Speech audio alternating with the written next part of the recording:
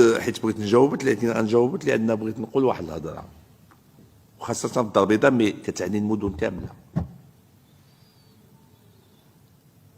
كاين مجموعه الاشكاليات طرحت في هذه الاراضي ديال سميتو، من هنا بغيت نوصل واحد الميساج راه كنتحاسبوا ونقول لكم اللي دا شي اطار الارض شي مشروع اللي كان مخصص شي حاجه راه ما غنتفارقوش معاه وغنرجعوا للماضي كامل نتحاسبوا مع الناس باش نكونوا واضحين. اللي دا شي طرد الارض اللي ماشي من حقه خصو يردها، ومن الاحسن يردها قبل ما نوصلوا معاه لان نوصلوا لخزيت باش نهضروا بالهضره ديال الدارجه. باش نكون اللي دا شي طرد الارض اللي ماشي ديالو اللي ترجع للجماعه، ولا اللي دا شي درهم ماشي ديالو، من الاحسن له يردو.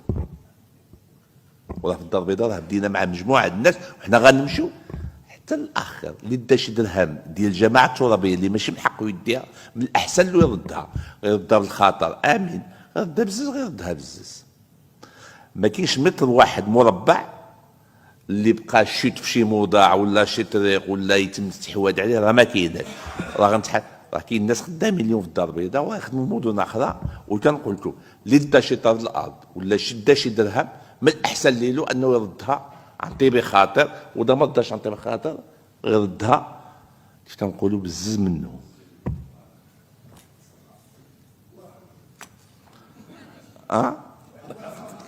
لا هذه اسود الحكامه، لان ما يمكنش. وهنا نهضروا على مع الساده بطبيعه الحال، كتعرفوا انا الغيره اللي عندي على المنتخبين، يعني لانني كنعتبر راسي بان واحد من المنتخبين ومن ديما كنهز لهم القبعه وكنحييهم لانهم في الصف الامامي. راه حتى ما كيفرض عليهم انهم يمشيو لسميتو. المجموع العام ديال المنتخبين ناس اتقياء، كيف كيقولوا انقياء ولا شنو؟ نزهاء، الناس اللي عندهم غيره على الوطن. الناس هذه مساله مفروغ منها، لكن كاين واحد ماشي قليه، بعض مع الاسف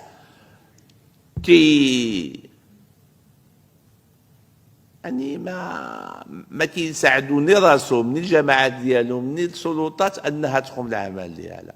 الناس كيقوموا الواجب ديالهم على اتم وجه، وكيجي واحد كيسمح في حق الجماعه، راه ماشي حقه هو باش يسمح فيه، حق المواطنين، ما عندوش الحق يسمح فيه. هذاك اللي ما كيرفعش دعوه خصو يرفعها راه كيدير الظلم. هذاك اللي خصو يمشي للاستئناف وما كيمشيش،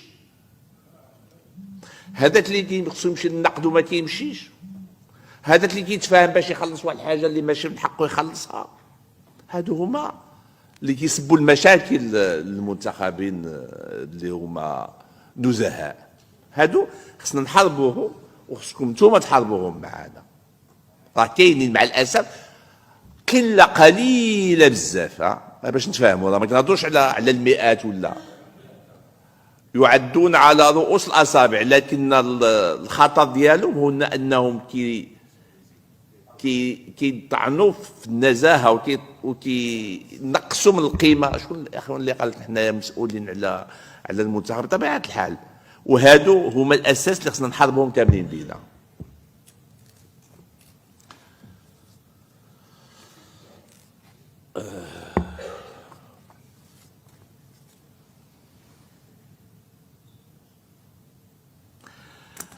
باش نبقى في اطار ديال الجماعه الترابيه. السنه الفارطه